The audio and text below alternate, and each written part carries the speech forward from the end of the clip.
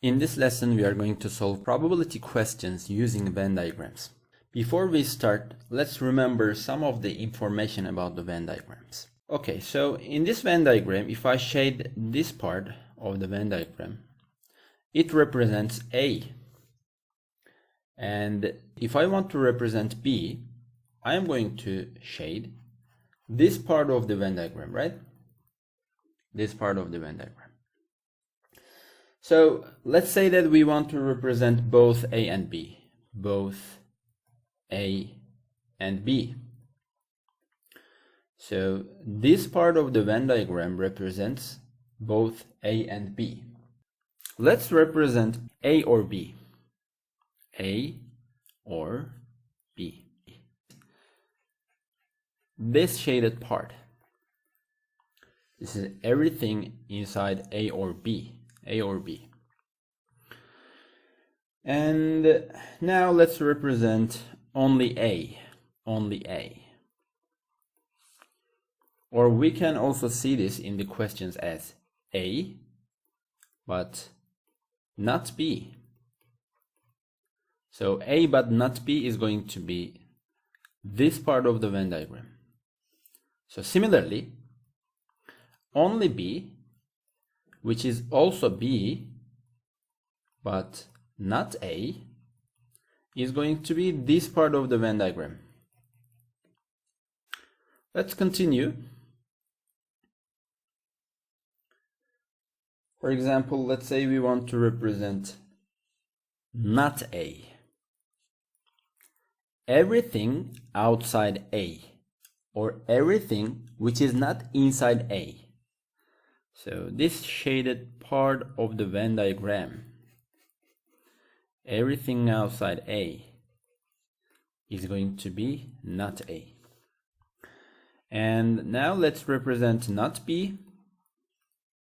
Everything outside B,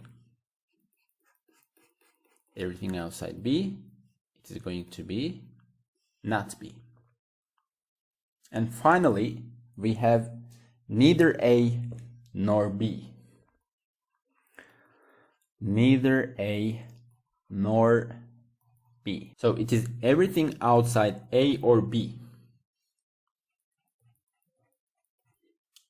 So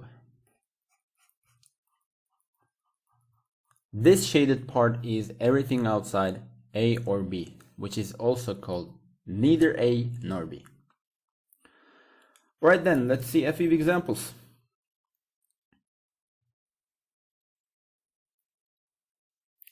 So, a group of 30 cats were given 2 different types of food. 7 cats liked only food A. So let's look at the Venn diagram here. So, which part represents only A? Only A. As you already know, only this part represents only A, right? So, let's remember this part. So, we write 7 here. And 5 cats liked only food B. Only B, and you know that only B is this part of the Venn diagram. And we write 5 here. 16 liked both. So 16 is the part in the middle, right? This part. So we write 16 here.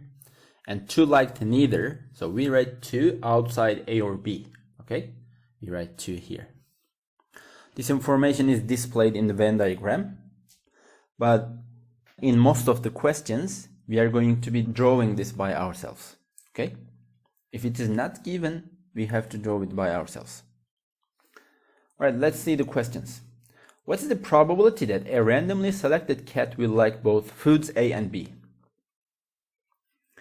So let's remember the probability. It is the number of desired outcomes over the number of all outcomes. Here, the number of all outcomes will be the number of all cats in this group, right? So it is 30. What is the desired outcome here? A randomly selected cat will like both food A and B. So both A and B.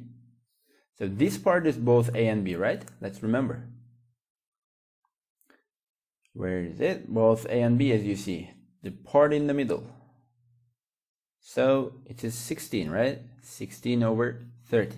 Now we can simplify this. It's going to be 8 over 15. You can divide both numerator and the denominator by 2.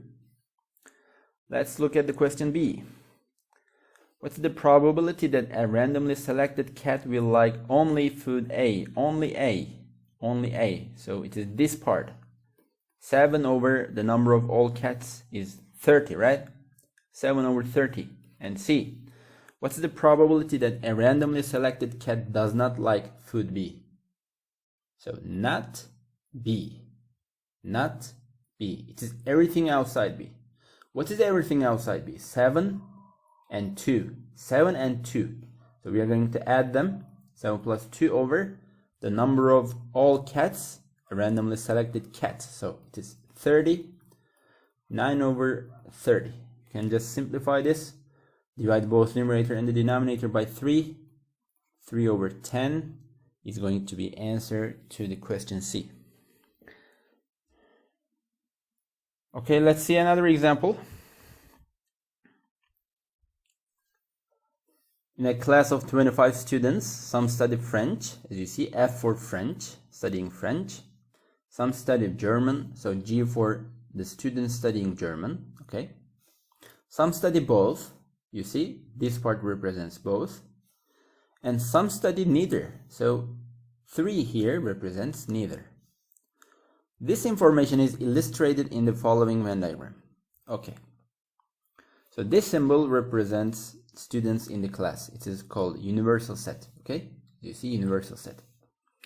What is the probability that a student chosen randomly from the class studies French? So how many students studies French is here? So this part of the Venn diagram, everything inside F, 9 plus 7. So here this is going to be 9 plus 7 over the number of all students. This is going to be, you can just add them up, or it is already given here, 25. When you add them up, it must be 25. 9 plus 7, 16, plus 6, 22, plus 3, 25. So 9 plus 7 over 25, which is 16 over 25, is the answer for this question.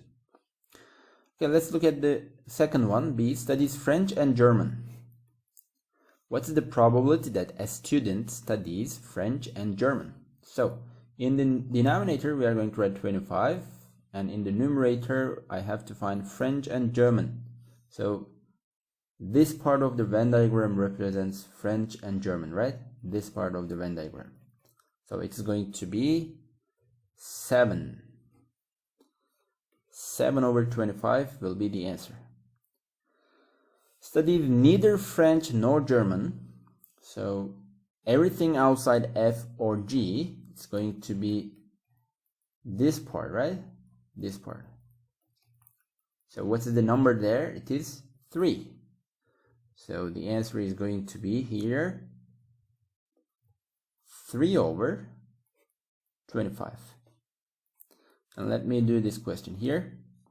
Okay, let's write 25 in the denominator and in the numerator. German but not French. Studies German but does not study French. So it is G but not F, right? It means only G, right? It means only G. So this part of the Venn diagram represents only G, right? So it is 6 over 25 is going to be the answer.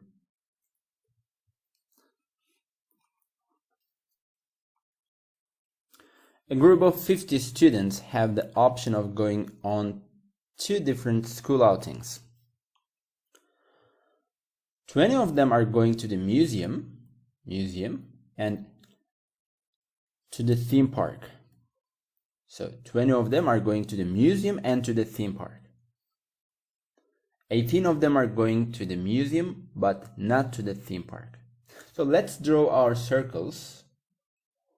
Let's say this is the circle for museum, which is M, and for theme park we are going to use the letter T, and let's put our box outside for the universal set.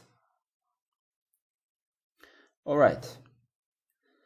20 of them are going to the museum. So this part in the middle represents both of them, right? Museum and to the theme park. So 20. 18 of them are going to the museum, but not to the theme park. M, but not T. Museum, but not to the theme park. So that's going to be only M. So this part represents only M. We're going to put 18 here. And 3 are not going on either outing. So not either, which means neither. So which is outside M or T. We're going to put 3 here. Okay, so do we have to write something here? So we can just add these numbers up, because 18 plus 20 plus this number plus 3 must be 50. So if it is not equal to 50, then we should write something here, right? 18 plus 20 plus 3 plus only T is going to be 50. 38 plus 3, 41 plus 9 is equal to 50, as you already know. So that means we have to put 9 here, we have to put 9 here. Okay, so let's look at the questions. Illustrate this information in a Venn diagram. So we have already done it, as you see. So let's do the question 1 here. What's the probability that a randomly selected member of the group, any member of the group, right? So we have to put 50 in the denominator. Now, is going to the theme park but not the museum. What does that mean? T but not M, which means only T. And this part represents only T, right? So we have to write 9 in our numerator. 9 over 50. Second question is going to the museum.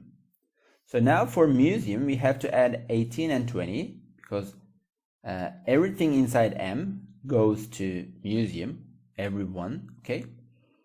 So 18 plus 20, 38. 18 plus 20 over 50, 38 over 50. You can just leave the answer like that, or you can just simplify. So we can write 19 over 25. And let's look at the last one. Is going to a theme park. So how many going to a theme park? We have to add 20 and 9. 20 plus 9 over 50, which is 29 over 50 in the probability of a randomly selected member of the group is going to the theme park.